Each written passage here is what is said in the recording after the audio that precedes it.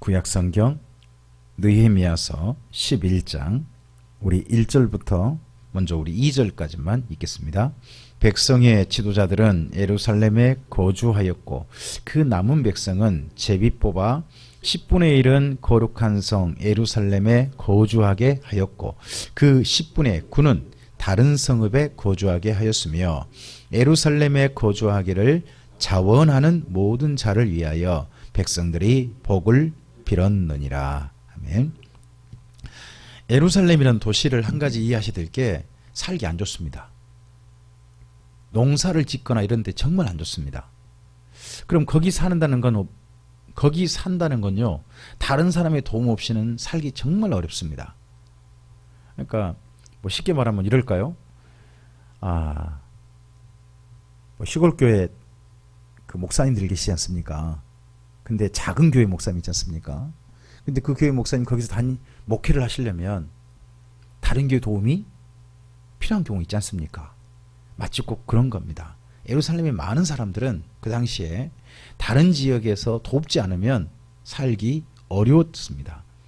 그래서 일정한 전체가 아니죠. 10분의 1만 그러니까 뭐예요? 돌아온 사람의 11초 이렇게 될까요? 그런 사람들이 살때 주로 지도자들이 살았습니다. 그러니까 지도자들은 예루살렘에 거주해서 지역적인 어떤 일을 하는 사람하고 그럼에도 불구하고 살기 정말 팍팍한 도시인데 이곳에 자원하는 사람들을 위해서 백성들이 복을 빌었다는 겁니다. 자, 이때 사람들이 어떻게 거주했는지 좀 볼까요? 3절 이하입니다. 이스라엘과 제사장들과 레위 사람들과 느디님 사람들과 솔로몬 신하들의 자손은 유다 여러 성읍에서 각각 자기 성읍 자기 기업에 거주하였느니라. 예루살렘에 거주한 그 지방의 지도자들은 이러하니 예루살렘에 거주한 자는 유다 자손과 베냐민 자손 몇 명이라. 유다 자손 중에는 베레스 자손 아다야니 그는 우시야의 아들이요 스가랴의 손자요 아말의 중손이요 스바다의 현손이요 마할랄렐의 5대 손이며 또 마아세야니 그는 바룩의 아들이요 고로세의 손자요 하사야의 증손이요 아다야의 현손이요 요야립의 5대 손이요 스가랴의 6대 손이요 실로 사람의 7대 손이라. 예루살렘에 거주한 베레스 자손은 모두 468명이니 다 용사였답니다. 그러면 예루살렘에 거주한 사람들은 주로 지도자와 누구? 군대에 갔습니다. 군대 쪽에 아마 있는 것 같고 이곳에 예루살렘을 지키기 위한 것이고 또는 예루살렘에서 다른 지역에 부탁하면 이 군대가 막 출병하고 그럴 수도 있겠죠. 7절입니다. 베냐민 자손은 살루이니 그는 무술람의 아들이요 요엣의 손자요 부다야의 중손이요 골라야의 현손이요 마아세야의 5대 손이요 이디엘의 6대 손이요 여사야의 7대 손이며 그 다음은 갑배와 살레 등이니 모두 928명이라. 시그리의 아들 요엘이 그들의 감독이 되었고 하스누아의 아들 유다는 버금이 되어 성읍을 다스렸답니다. 베냐민 자손은 용사란 말은 없습니다. 용사란 말은 없는데 그들 중에 근데 그 지도자들 있지 않습니까? 근데 지도자들을 지금 여기서 소개할 때 항상 보면 몇 대 손 몇 대 이걸 꼭 소개합니다. 근데 대부분 다 5대 손이 넘어요. 그러면 뭐냐 족보가 확실한 사람이라는 소리입니다. 일단 좀 더 보죠. 10절입니다. 제사장 중에는 요야립의 아들 여다야와 야긴이며 또 하나님의 전을 맡은 자 스라야이니 그는 힐기야의 아들이요 무슬람의 손자요 사독의 중손이요 무라요의 현손이요 아히두베의 5대 손이며 또 전에서 일하는 그들의 형제니 모두 822명이요 또 아다야이니 그는 여호람의 아들이요 블라야의 손자요 암시의 중손이요 스가랴의 현손이요 바스울의 5대 손이요 말기야의 6대 손이며 또 그 형제의 족장된 자이니 모두 242명이요 또 아마세이니 그는 아사렐의 아들이요 아흐세의 손자요 무실레못의 중손이요 임멜의 현손이며 또 그들의 형제의 큰 용사들이니 모두 128명이라. 하그 돌림의 아들 삽디엘이 그들의 감독이 되었답니다. 답을 보면 계속해서 어떤 지도자 한 명을 소개할 때는 꼭 족보를 소개하고 있는 게 보입니다. 우리도 이거 보면서 이런 소망이 하나 생겼으면 좋겠습니다. 우리 다음에 자녀들이 한 5대, 7대까지 예수 좀 믿어보는, 족보를 좀 이뤄보는. 그래서 하나님 안에 좀 기록될 만한 족보. 물론 이스라엘 민족이 이 족보는 그렇지는 않습니다.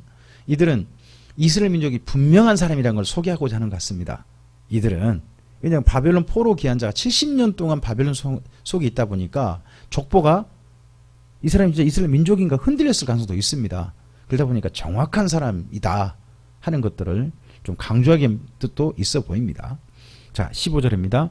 레이 사람 중에는 스마야이니 그는 핫숲의 아들이요 아스리감의 손자요 하바샤의 증손이요 분니의 현손이며 또 레이 사람의 족장 사프대와 요사밧이니 그들은 하나님의 전 바깥일을 맡았고 또 아삽의 증손 삽디의 손자 미가의 아들 마따냐이니 그는 기도할 때에 감사하는 말씀을 인도하는 자가 되었고 형제 중에 박부겨가 버금이 되었으며 또 여두둔의 증손 갈랄의 손자 삼무아의 아들 압단이 거룩한 성의 레이 사람들은 모두 284명이었답니다. 네. 이 중에서 독특한 게 하나 나옵니다. 우리랑 별로 상관없는데 우리가 보통 기도는 우리가 상당히 조금 관심이 갖지 않습니까? 근데 거기 기도하는 사람이 있죠. 마따냐라는 사람이 있습니다. 17절에. 그가 이제 아삽의 중손이고 삽디의 손자고 미가의 아들인데 마따냐. 근데 그들은 뭐하냐 그러면 기도할 때에 감사하는 말씀을 뭐하는 자? 인도하는 자라면 그럼 기도를 어떻게 하는 거겠습니까? 혹시 감사하는 말씀을 인도하는 자다. 감사하는 말씀 인도하는 기도 어떻게 기도하는 걸까요?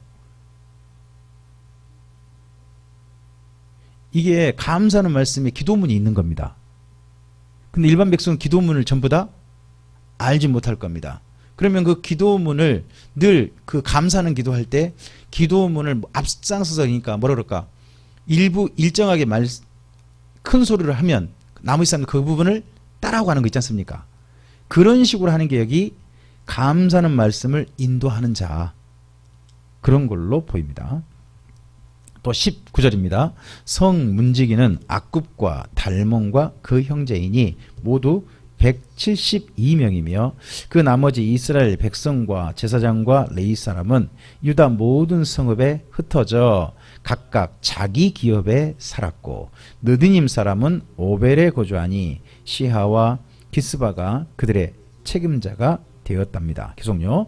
노래하는 자들인 아삽 자손 중 미가의 현손 마따냐의 중손 하사바의 손자 바니의 아들 우시는 예루살렘에 거주하는 레위 사람의 감독이 되어 하나님의 전 일을 맡아 다스렸으니 이는 왕의 명령대로 노래하는 자들에게 날마다 할 일을 정해주었기 때문이며 유다의 아들 세라의 사손 곧 무세사벨의 아들 부다히야는 왕의 수하에서 백성의 일을 다스렸답니다. 자, 방금 읽었던 말씀에서 조금 이해가 안 되는 부분 없으셨어요? 방금 거기 노래하는 자, 아삽의 손자 이 부분 22절에서 24절에서 그냥 읽으면 모르겠습니다만 여기 혹시 왕의 명령대로 노래하는 자가 있고요. 그 다음에 또 왕의 수하에서 백성인을 다스렸다 그러죠. 이 왕이 누구예요? 이스라엘 민족이 왕이 있나요? 이때 바벨론 포로 귀한 자들이? 이스라엘 민족은 총독밖에 없거든요. 근데 왜 왕이죠? 갑자기? 그러면 페르시아 황제? 예. 그러면 이 왕은 우리가 가장 일단은 좀 합당하게 해석한다면 페르시아 황제라고 해야 될 겁니다. 그러면 보십시오. 페르시아 황제가 이 성전에서 일하라고 뭐 했다? 아예 명령도 했다. 하는 거 있고 그 다음에 이곳에 와서 일하는 사람 중에 황제 임명을 받아서 온 사람도 있다. 그렇죠. 그런 식으로 해석하는 게 가장 합당하다고 봅니다. 합당하다고. 근데 이걸 또 어떻게 보면 조금 다르게 어색하게 해석한다면 이스라엘 민족이 이때 벌써 뭐를 꿈꿨다? 메시아 왕을 꿈꿨다. 뭐 이렇게 말할 수 있을 것 같습니다. 근데 이게 지금 느헤미야서가 역사서인데 그렇게 기록하기는 어려울 것 같거든요. 그러니까 방금 앞서 말씀드렸던 것처럼 여기 왕이란 페르시아 황제라고 보는 것이 가장 합당하겠다. 그렇게 생각됩니다. 자, 25절입니다. 마을과 둘로 말하면 유다 자손의 일부는 기럇 아르바와 그 주변 동네들과 디본과 그 주변 동네들과 여갑셀과 그 마을들에 거주하며 또 예수아와 몰라다와 벳벨렉과 하살수알과 부엘세바와 그 주변 동네에 거주하며 또 시글락과 무고나와 그 주변 마을에 거주하며 또 에느림몬과 소라와 야르뭇에 거주하며 또 사노아와 아둘람과 그 마을들과 라기스와 그 들판과 아세가와 그 주변 동네에 살았으니 그들은 부엘세바에서부터 흰놈의 아들 골짜기까지 장막을 쳤으며 또 베냐민 자손은 게바에서부터 믹마스와 아야와 베델과 그 주변 동네에 거주하며 아나돗과 놉과 아나냐와 하솔과 라마와 기타임과 하딕과 스보임과 느발락과 로드와 오노와 장인들의 골짜기에 거주하였으며 유다에 있던 베냐민 사람의 일부는 유다에 있던 레위 사람들의 일부는 베냐민과 합하였답니다. 자, 방금 읽었던 여기 그 25절부터 36절은요. 그들이 거주한 그 지역이에요, 지역. 근데 우리가 문제는 뭐냐 그러면 이 지역이 어디 붙었는지가 우리 몰라요. 그러니까 어느 정도 큰 땅덩어리에 붙었는지 이해가 안 되는 거거든요. 근데 이렇게 하시면 돼요. 첫 번째, 또라는 말이 보면 중간중간 나와요. 또. 그게 일정한 지역을 넘어갈 때 이야기를 해요. 가장 먼저 동쪽을 말할 때 첫 번째요. 디본, 기럇 아르바 디본, 그 다음에 여갑스엘 이런 말 있죠. 여기는 동쪽이에요. 그게 어디냐 그러면 사해 건너편이에요. 사해 건너편. 그리고 하살수엘, 그 다음에 이제 예수와 몰라다 벳벨렉과 하살수엘과 그 다음에 우리가 하나 알 수 있는 지명이 부엘세바가 있어요. 부엘세바는 맨 남쪽이에요. 그러니까 이게 지금 지역으로 있잖아요. 지역으로 지금 이야기하고 있는 거예요. 동쪽으로는 사해 건너편이다. 남쪽으로는 어디까지? 남쪽으로는 네게부 광야 바로 위쪽인 부엘세바까지였다. 그리고 그 다음 보시면 또라고 말이 또 나오죠. 또 시글락과 무고나와 그 주변 마을에 이렇게 나오잖아요. 시글락은 서쪽 가리켜요. 남서쪽 유다 지파 그쪽입니다. 그리고 또 그 또라고 나오고 에누림몬 소라 아르뭇 이렇게 나오지 않습니까? 이건 약간 북쪽으로 가는 거예요. 그러니까 서북쪽이 되는 거고 그 다음에 그 다음에 또 나오죠. 또 사노아와 아둘람과 그 마을과 라기스 이렇게 나오지 않습니까? 여기는 어디냐 그러면 그러니까 동북쪽으로 생각하시면 됩니다. 그러니까 여기까지는 유다 지파의 사람들이에요. 방금 거기 제가 이제 말씀드린 거기가 30절까지잖아요. 여긴 유다 지파가 이렇게 거주했다 하는 거고 나머지 사람들 보시면 31절부터 보면 베냐민 자손 나오잖아요. 이제 베냐민 자손 이렇게 거주했다면 베냐민은 그 위쪽입니다. 북쪽. 그쪽이 거주했다 하는 말로 되어 있는 겁니다. 근데 우리가 이제 지역을 정확하게 잘 모르니까 쉽게 말하면 가나안 땅 전부가 아닌 겁니다.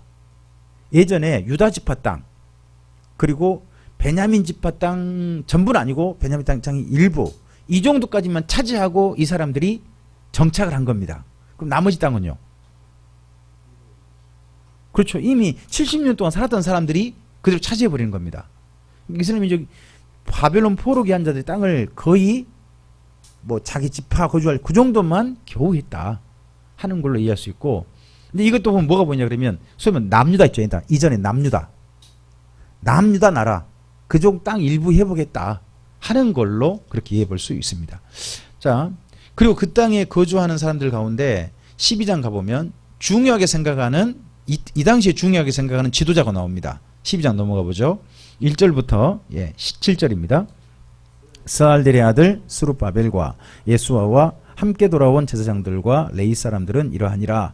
제사장들은 스라야와 에레미야와 에스라와 아마랴와 말룩과 하투스와 스가냐와 루훔과 무레목과 잇도와 긴누도이와 아비야와 미야민과 마아랴와 빌가와 스마야와 요아립과 여다야와 살루와 아목과 힐기야와 여다야이니 이상은 예수와 때 제사장들과 그들의 형제 지도자들이었답니다. 1절부터 7절은요. 맨 처음 1차 포로 귀한 자들 때 그때 지도자들입니다. 1차 포로 귀한 자들 때 그때 종교 지도자들을 1절부터 7절까지를 소개하고 있습니다. 그리고 앞서서 1절 7절은 누구냐 그러면 제사장들이거든요. 주로 제사장들이었고 8절부터 보시면 8절부터 11절은 그때 함께 돌아온 레위 지파를 소개합니다. 자, 읽어볼까요? 레위 사람들은 예수아와 빈누이와 감미엘과 세레바와 유다와 마따냐니 이 마따냐는 그의 형제와 함께 찬송하는 일을 맡았고 또 그들의 형제 박부갸와 운노는 직무를 따라 그들의 맞은편에 있으며 예수아는 요야김을 낳고 요야김은 엘리야십을 낳고 엘리야십은 요야다를 낳고 요야다는 요나단을 낳고 요나단은 얏두아를 낳았답니다. 자, 이 중에서요 10절부터 11절은요 대제사장 족보예요. 그때 처음에 돌아온 제사장이 예수아예요. 여호수아 수르바벨 함께 했던 예수아. 그때부터 지금 이 느헤미야 때 있잖아요. 느헤미야 때까지 몇 대 갔냐 그러면 예수아, 요야김, 엘리야십, 요야다, 그리고 요나단, 그리고 얏두아. 우리 6대가 온 거예요. 느헤미야 때까지. 그러니까 족보를 지금 그러니까 대제사장과 제사장 가문과 레위지파 1차 때 돌아온 사람을 소개하면서 함께 뭐도 소개해 주는 거냐 그러면 대제사장 가문은 특별하게 족보를 소개해 주고 있어요. 거기까지 일은 족보를 좀 소개해 주고 그리고 방금 거기 10절에 보면 예수와 다음이 누구죠? 요야김이죠. 그러면 돌아온 2대 대제사장. 그러니까 예수아가 1대 대제사장이잖아요. 그러면 예수아의 아들 누구? 요야김, 여호야김이라 그러기도 해요. 요야김이 2대잖아요. 그럼 2대는요. 에스라가 돌아오기 전이에요. 그 사이가 한 70년 간격이 있거든요. 1대하고 2대 1차 기한과 2차 기한 사이. 그 사이에 대제사장이 있던 분이 요야김이거든요. 그래서 그 사이를 이야기해요. 12절부터 21절입니다. 자, 읽어볼까요? 요야김 때에 제사장 족장된 자는 스라야 족속에는 무라야요, 에레미야 족속에는 하나야요, 에스라 족속에는 무술람이요, 아마랴 족속에는 여호하나니요, 말루기 족속에는 요나단이요, 스바냐 족속에는 요셉이요, 하림 족속에는 아드나요, 무라여 족속에는 헬게요, 이또 족속에는 스가라요, 긴누돈 족속에는 무술람이요, 아비야 족속에는 시그리요, 미냐민 곧 모야다 족속에는 빌데요, 빌가 족속에는 삼무아요, 스마야 족속에는 여호나단이요, 여야립 족속에는 마뜨네요, 여다야 족속에는 우시요, 살레 족속에는 갈레요, 아목 족속에는 에벡이요, 힐기야 족속에는 하샤바요, 여다야 족속에는 느다넬이었답니다. 자, 방금 1절부터 11절인 여기 1차고 그 다음에 이제 3차가 22절에 생각하시면 되거든요. 그 중간이에요. 중간. 그게 12절부터 21절인데 1대하고 그 다음에 그 중간 때 비교해 봤을 때 큰 차이점이 뭐가 있나요? 뭐가 있냐 그러면요. 1대는 그냥 사람만 소개하고 있어요. 근데 2대는 소개할 때 보면 누구 족속 중에 누구 이렇게 소개하고 있어요. 혹시 족속 중에 누구라면 뭐 말일까요? 이건 가문을 의미해요. 가문. 그러니까 앞서는 그냥 한 사람 대표만 이야기했거든요. 근데 그 중간에 보니까 12절부터 21절은요. 제사장 가문이라든지 또는 레위지파들이 가문을 이루어서 그 땅에 이미 상당히 많은 수가 정착을 한 거죠. 그래서 가문의 대표 이런 식으로 소개하고 있는 거죠. 자, 그리고 22절은 그 다음에 엘리야십, 여야다와 여하난과 얏두아 때 이렇게 되지 않습니까? 이때는 에스라 느헤미야로 생각하시면 됩니다. 에스라 느헤미야 때 그때 정도. 자, 읽어볼까요? 22절부터 엘리야십과 여야다와 여하난과 얏두아 때는 레이족 사람의 족장이 모두 책에 기록되었고 바사왕 다리오 때의 제사장도 책에 기록되었고 레위 자손의 족장들은 엘리야십의 아들 요하난 때까지 역대지략에 기록되었으며 레위 족속의 지도자들은 하샤바와 셰레바와 감미엘의 아들 예수아라. 그들은 그들의 형제의 맞은편에 있어 하나님의 사람 다윗의 명령대로 순서를 따라 주를 찬양하며 감사하고 마따냐와 박부갸와 오바댜와 무술람과 달몬과 악굽은 다 문지기로서 순서대로 문 안의 곡간을 파수하였나니 이상의 모든 사람은 요사닥의 손자 예수아의 아들 요야김과 총독 느헤미야와 제사장 겸 학사 에스라 때에 있었다 합니다. 그러니까 22절부터 26절은 어느 때라는 거죠? 2차 3차 때 포로 기한 때 그때 정도의 대제사장을 특별히 이야기하고 있는 겁니다. 그래서 느헤미야서를 보면 느헤미야서나 에스라서나 역대상하서의 특징이 뭐냐? 전부 다 제사장과 레위 가문을 중요시한다는 겁니다. 왜냐 그러면 이때는 왕이 없어요. 그럼 누가 지금 현재 이스라엘 민족 포로 기한 공동체의 중심 지도자 역할을 해줘야 되겠어요? 누가? 예, 제사장과 레위 지파. 그래서 이들은 철저하게 종교 공동체였던 겁니다. 이제부터. 그전에는 어떤 공동체죠? 그전에 정치죠. 유다 나라잖아요. 유다 나라라고 하는 걸 하려면 뭐가 있어야 돼요? 왕이 있어야 되잖아요. 근데 지금 돌아와서 왕이 없어요. 그러다 보니까 이들은 항상 뭘로 그냥 멈춰요? 종교 지도자 중심 이걸 멈춰요. 그런데 이들이요 나라를 다시 한번 꿈꾸는 내용이 자꾸 나와요. 그게 뭐냐 그러면요 중간중간에 다윗의 명령대로란 말이 혹시나 보이셨나요? 다윗의 명령대로 거기 24절에 보면 다윗의 명령대로 누구를 자꾸 떠올려요? 다윗을 떠올려요. 그리고요 이들을 책에 기록했다는데 한 가지 좀 독특한 말이 나와요. 거기 23절에 엘리야십의 아들 요하난 때까지 어디에 기록되어 있다고요? 역대지략이면 어떤 책일까요? 우리나라 같으면요 조선왕조실록 같은 거예요. 그럼 국가 정식 정사 기록이에요. 그러면 이들이 벌써 뭘 꿈꾸고 있는 거죠? 지금 페르시아의 그 속국으로 있고 총독이 머물러 있지만 이대로 가다가 나중에 누가 등장하기를 자기들 이 나라 이 공동체 언젠가 왕이 등장을 소망하는 게 이 역대지략이라는 말 속에 저는 이미 담겨 있다고 봐요. 느헤미야는 지금 왕이 될 수 없잖아요. 총독이잖아요. 하지만 언젠가 우리 공동체 가운데 누가 나타나기를 왕이 나타나기를 하는 그런 마음도 있다고 보입니다.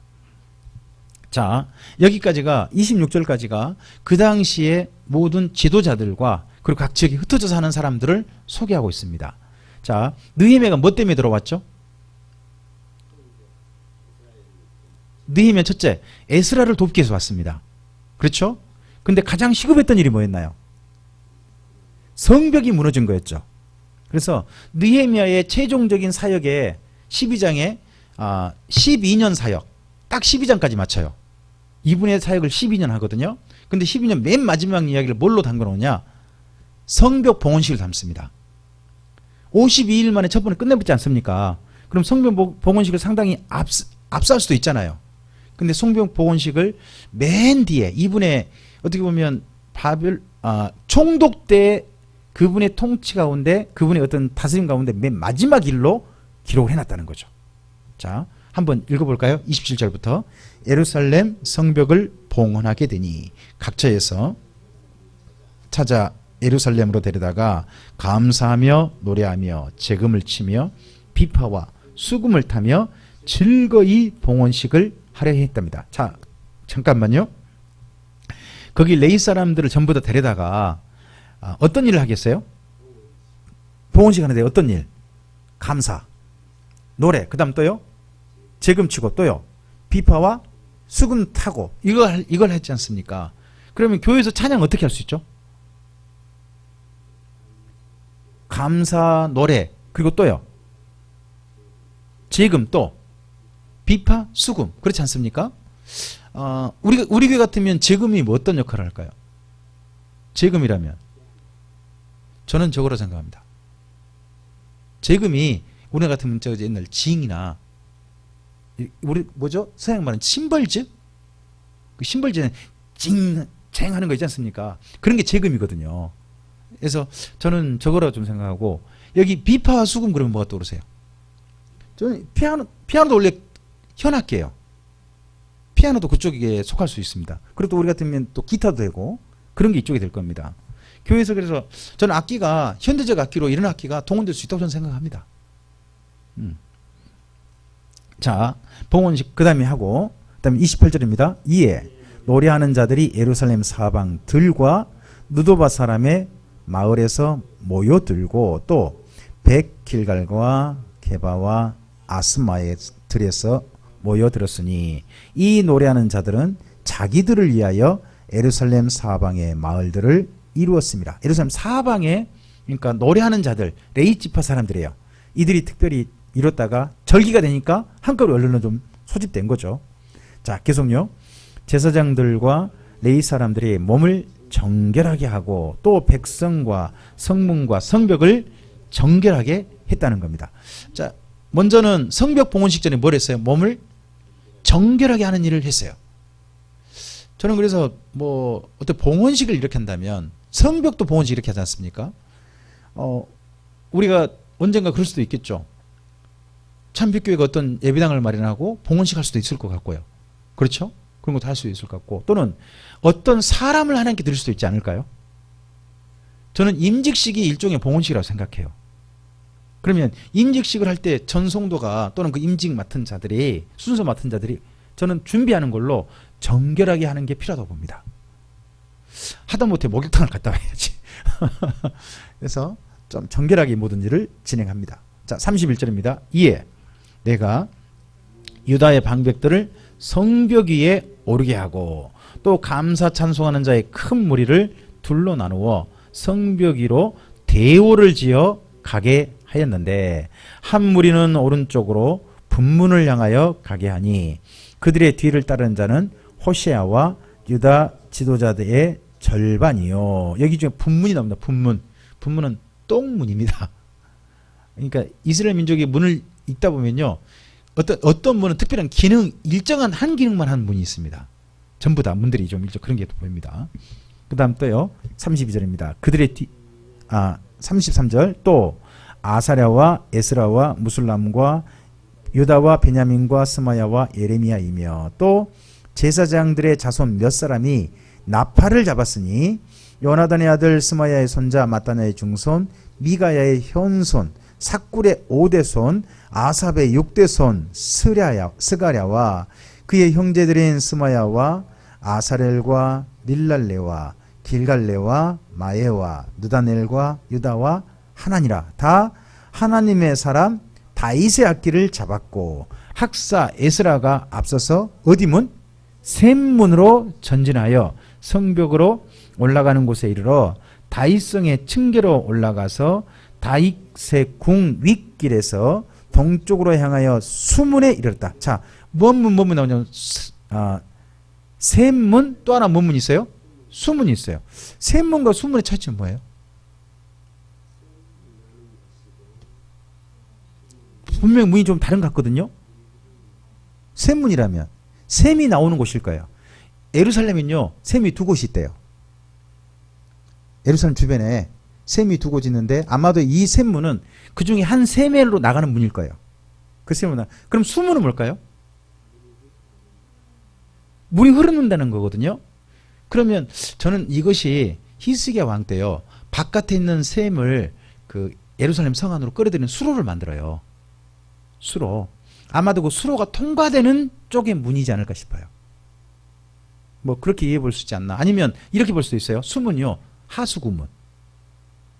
안에서 사람 쓴 물 있잖아요. 밖으로 그 물 보내야 될 거 아니에요. 밖으로 버리는 쪽. 그래서 하수구 전체 집합해 가지고 나가는 문. 그렇게 볼 수도 있어요. 자, 좀 더 좀 가볼까요? 38절이죠. 감사 찬송하는 다른 무리는 왼쪽으로 행진하는데 내가 백성의 절반과 더불어 그 뒤를 따라 성벽 위로 가서 화덕 망대 윗길로 성벽.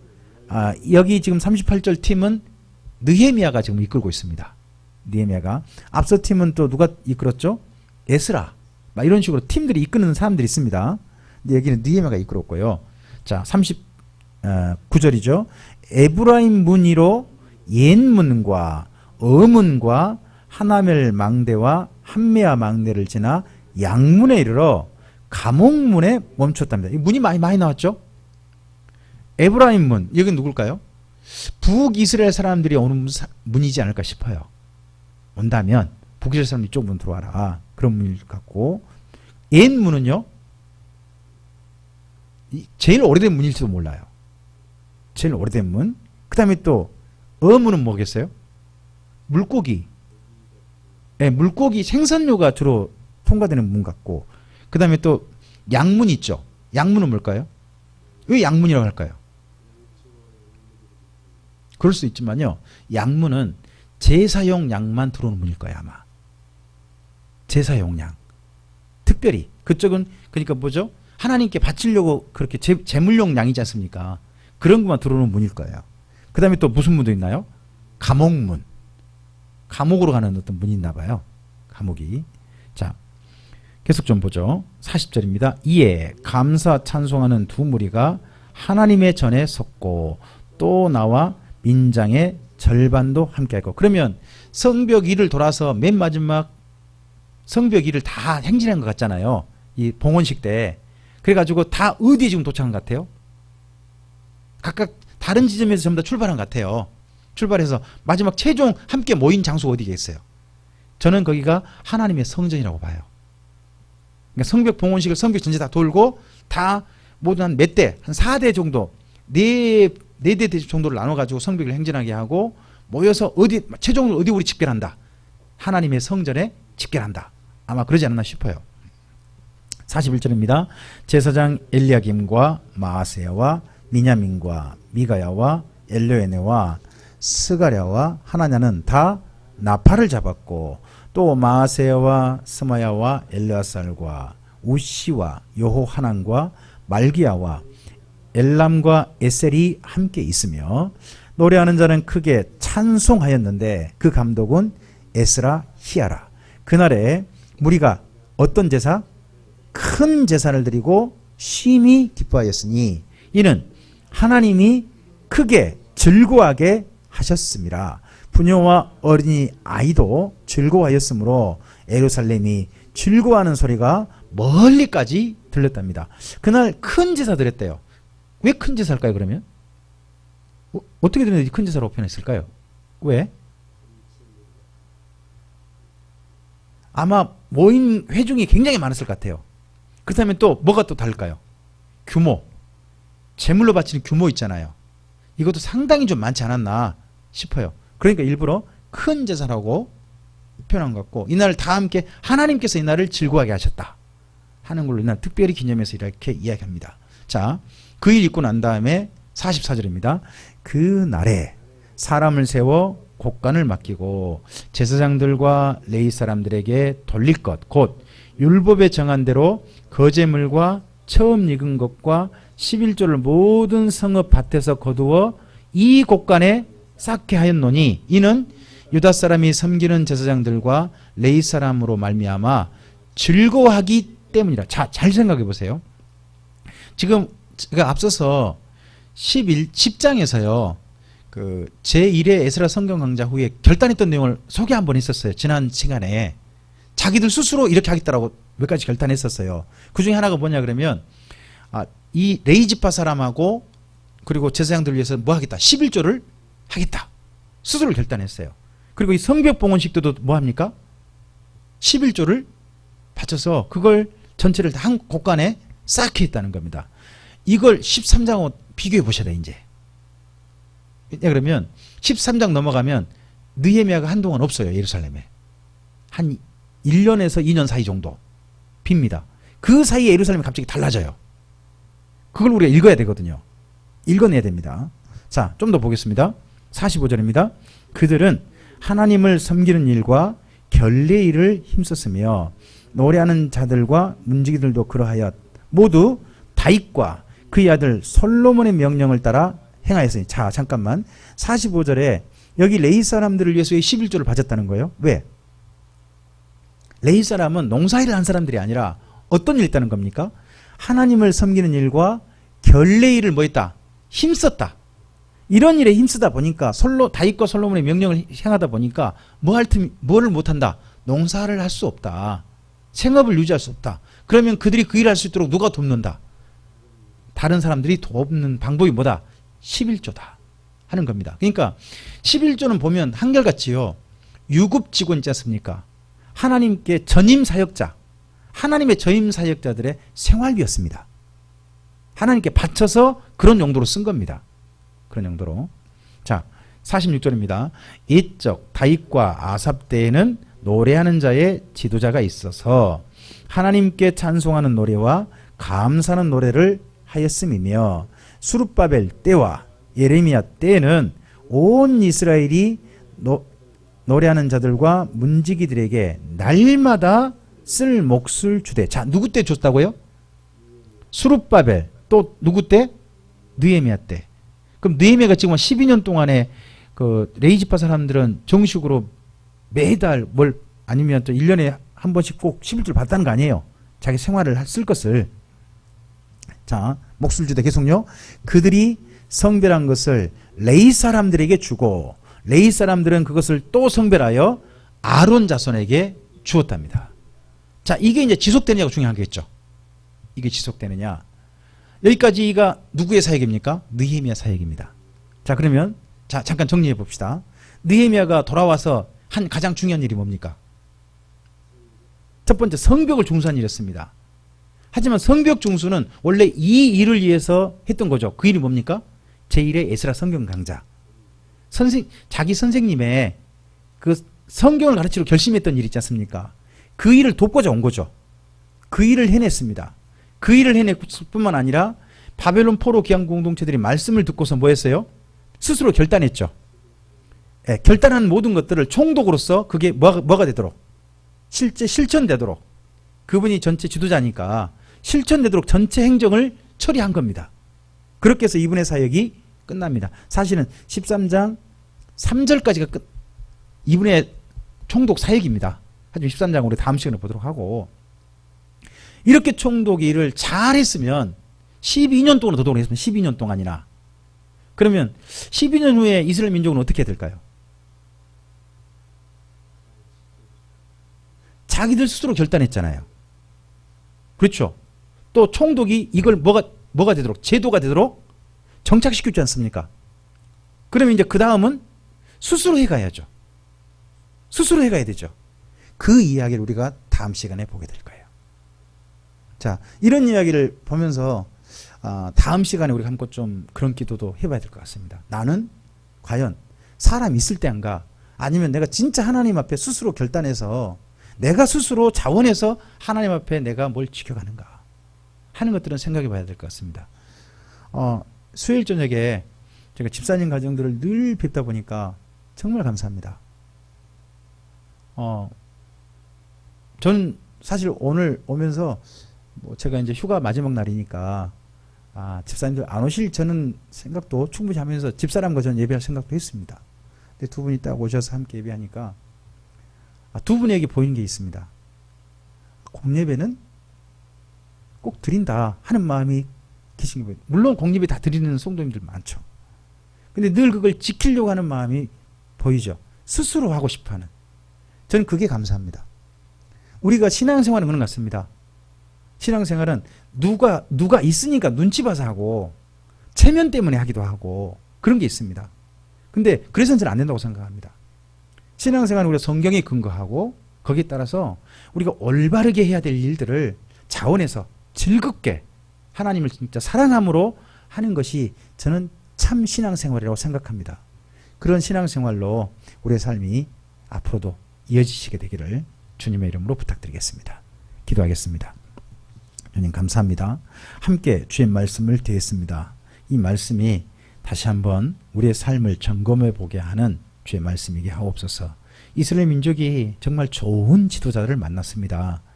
훈련도 잘 받았습니다. 바벨론 포로 70년 훈련을 받았고, 그리고 에스라라고 하는 불세출에 정말 성경 학사, 성경을 그만큼 제대로 가르칠 사람이 없을 것 같은데 그 에스라의 지도를 받았습니다. 그리고 행정에 있어서 더 이상 탁월할 수 없는 사람 느헤미야의, 그리고 자기 사심이 없고 심지어 자기 재산까지 다 바쳐서 이스라엘 민족을 위하는, 바벨론 포로 귀한 공동체를 위하는 이런 총독을 만난 시간을 무려 12년이나 누렸습니다. 그래서 그들이 그런 시간을 누리면서 하나님 앞에 스스로 결단하고 하나님 앞에 또한 마음을 바치고 또한 실제 일들을 실천하고 실행하는 시간을 가졌습니다. 이제는 이 지도자들이 있어서 하는 게 아니라 12년 동안 훈련해 보았고 스스로 결단한 일이 앞으로 그들도 지속하고 후손들에게 물려주어야 할 일이 남겨진 줄로 압니다. 하나님 아버지, 우리의 신앙생활이 누구를 만난 게 큰 복일 수도 있습니다만은, 그러나 진정한 하나님 앞에 우리의 가장 큰 하나님의 선물은 결국 누군가를 통해서 하나님의 말씀을 만나며 그 말씀을 통해서 하나님께서 우리에게 원하시는 일이 무엇인지를 깨닫는 것이고, 그리고 또한 그것을 따라서 사람 눈치 보지 않고 그 하나님 말씀을 즐겁게 자원해서 사랑함으로 지키고 하나님 앞에 그 약속을 기대하며 나아가는 것이 하나님께서 기대하시는 우리의 삶인 줄로 믿습니다. 그러한 삶으로 우리들이 한결같이 걸어갈 수 있도록 주님, 우리의 걸음걸음을 지켜 인도해 주시옵소서. 의지하오며 예수님 이름으로 기도합니다. 아멘.